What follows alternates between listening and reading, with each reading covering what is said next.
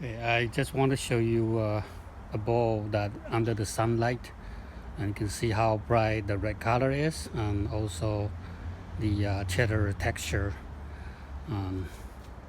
This is the inside with the Vegas red and a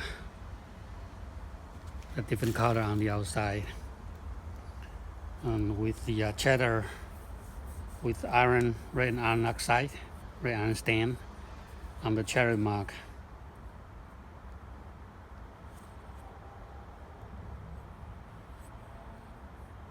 So I'm ready to do the demo on throwing a ball, a nice ball. It's not just a usual ball. You want to make a nice ball. To make a ball nice, the most important part is the inside of the curve has to be look nice, because the first impression for a good ball is that when people pick up a ball, their view is inside of the ball. So to be a nice ball, you want to have a very nice curve on the inside. And this piece of clay is about 2 pounds.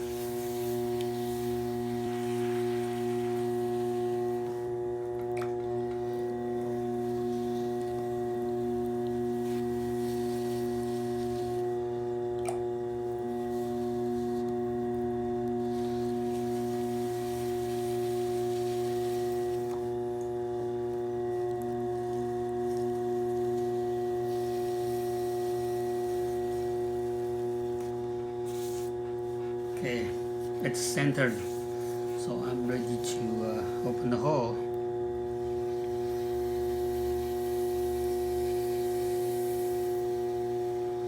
I'm using my right thumb to do the initial drilling, making a little small, I would say the small cup here, a small opening here. And then for digging it in, or even taking it all the way down to the bottom, I usually use my left hand to do the job. So I'm following my left hand, and you don't curve your finger too much. Okay, you want to use the pad of your left fingers, and just compress and drill and push it directly from the center. And when you are pushing it down, make sure that you are still controlling the wall. So usually I will have my right hand there, so when I'm pushing it, and both hands kind of squeezing the wall a bit, so that when I'm opening, I don't lose my center. So everything is connected together, and my arm is resting on the splash pan to brace it. Okay, drill it in until the right thickness. I would say that it's about somewhere in between of 1/4 of an inch and 3/8 of an inch. So that's the thickness I'm looking for. And once I got to the right thickness, I could open it a little bit wider, and make sure that when you are making a bowl, you're not making a vase. So the inside should have a little curve instead of 90 degrees. Okay, a little curve.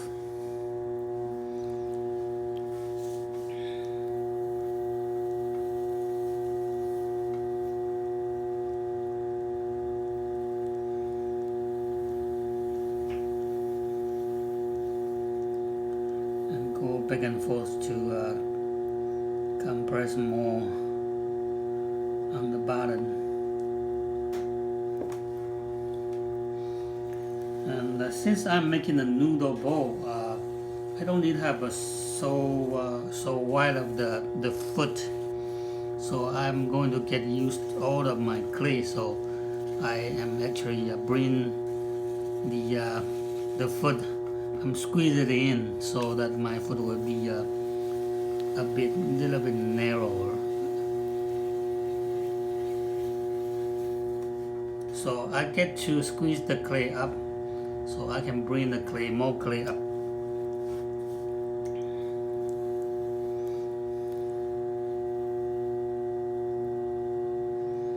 My initial pouring will be my left thumb and the fingers inside, and just grabbing the clay and pour it up. The right hand is just to brace it, to stabilize my left hand. And initially, it's my left hand doing the job. Okay, so you can use the right hand, hold it here.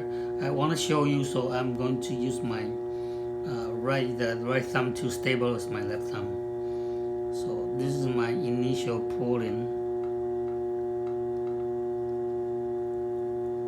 and it will be easier to make it wider. So usually when you make it a bowl, you want to pour it a little bit taller, and if you want to make it wider, it's very easy. You can just stretch it, and it will be easy to get it wider.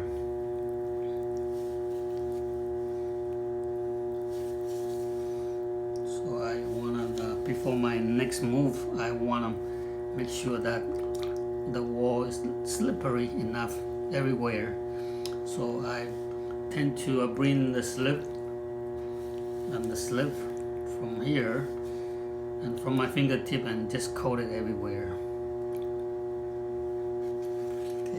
Now my thumb is too short, but I still want to lift up from the very bottom corner. So this time I'm going to use my right thumb to replace it. Initially I was pinch and lift like that and then put my thumb here. And now my left thumb is too short, but still want to do the same kind of pinch it. So I'm going to use my right thumb to replace it. So the right thumb here, replace my left thumb, and grab in the clay and lift it.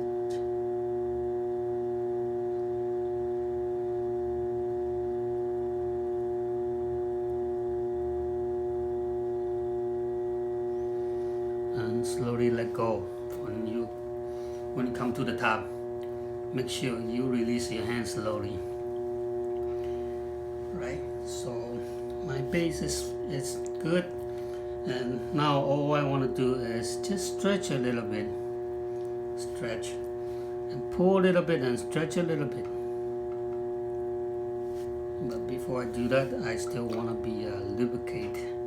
So it's slippery everywhere. Okay. And again, use my thumb to go there. Slippery.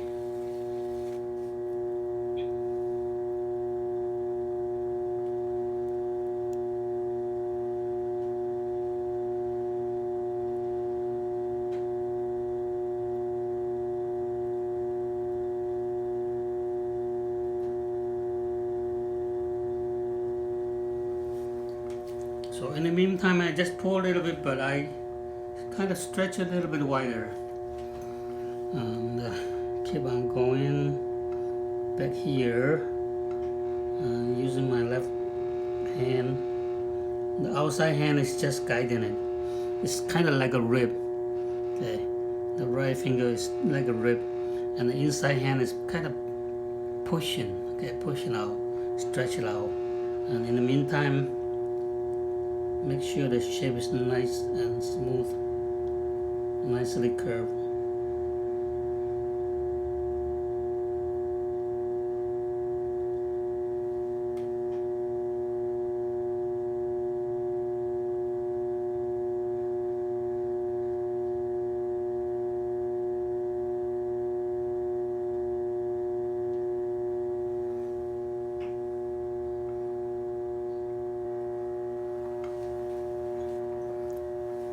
Okay, and now I'm ready to take care of the outside. I usually do that, take care of the outside curve, and then taking care of the inside curve later. So I'm grabbing the metal rib and slightly push and slightly bending my metal rib.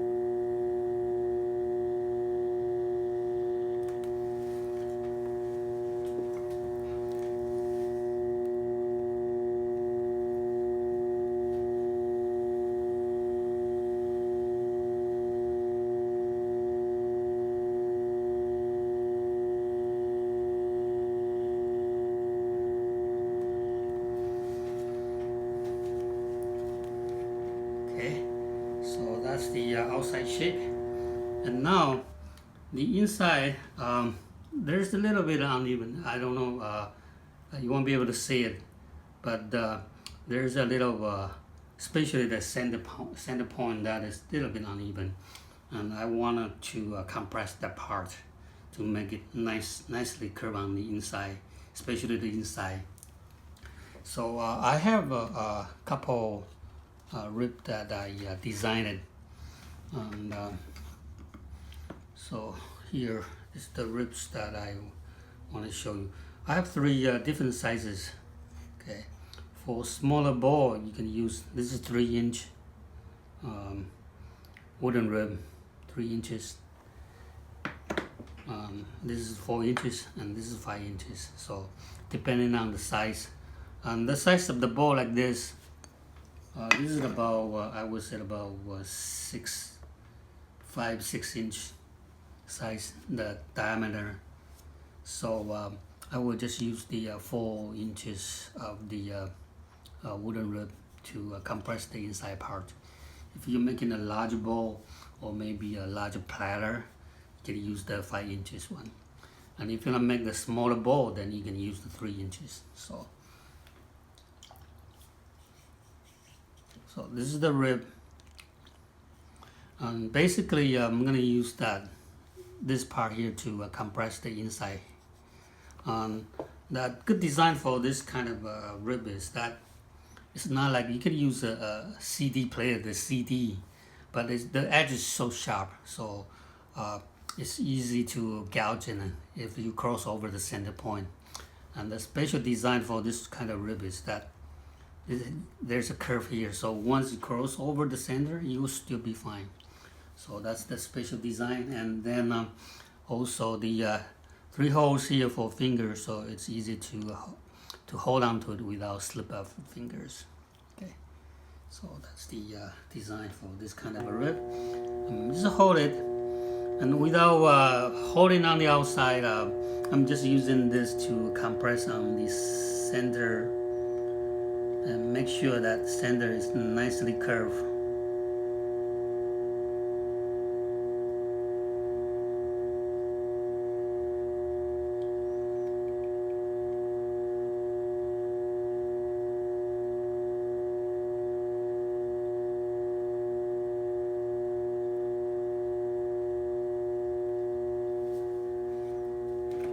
If you have too much slip in there, you can just wipe it off.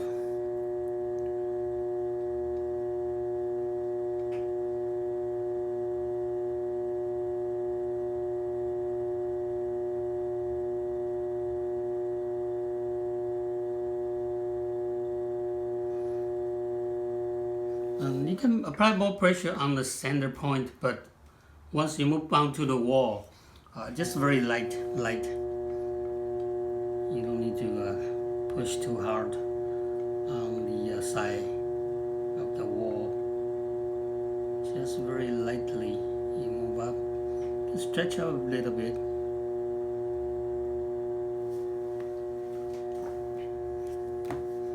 Okay, I'm going to do one more time.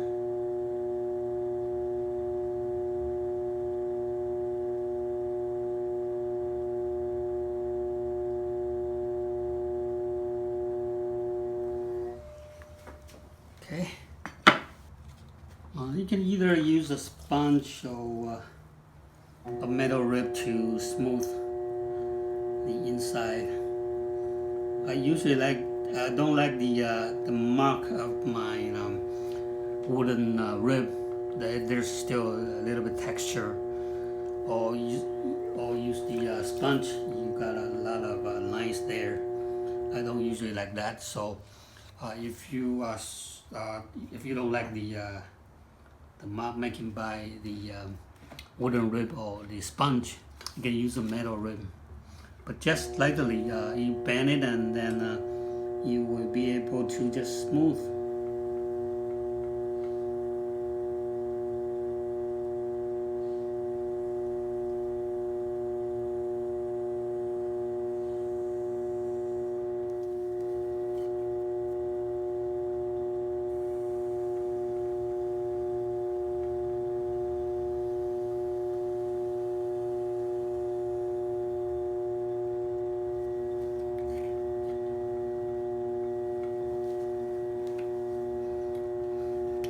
to make the rim a little bit wider, so I could stretch a little bit here.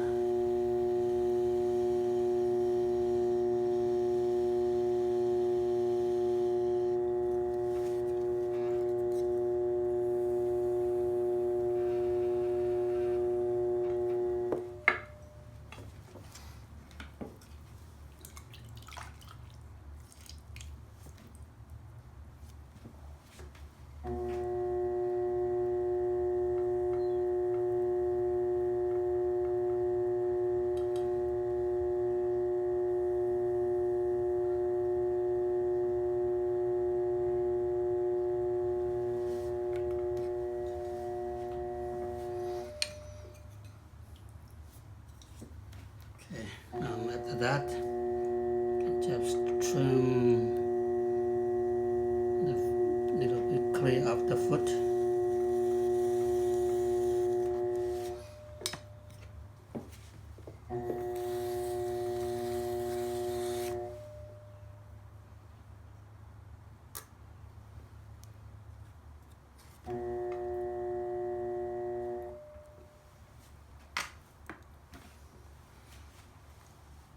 So this is the noodle bowl, and I usually lip this part a little bit thicker, because sometimes when you're firing your bowl, if the rim becomes too thin, it's easy to warp without staying nice circle.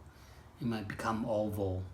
So if you leave a little bit thickness there, right there, underneath of the rim, the very top rim, you make it a little bit thicker, tiny little bit, it will hold the shape better. And if you like the very thin looking, okay, actually you could squeeze the rim, the very tip of the rim, you can squeeze it, so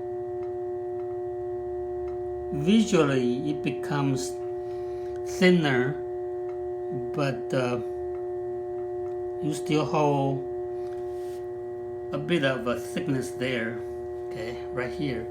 So it helps the bowl hold the shape better. Okay, so that's the tip for you if you were worried about lots of people complain about their bowl is when after fire they warp a lot. So don't make the rim too thin. Okay, so that's the noodle bowl, about 2 pounds of clay.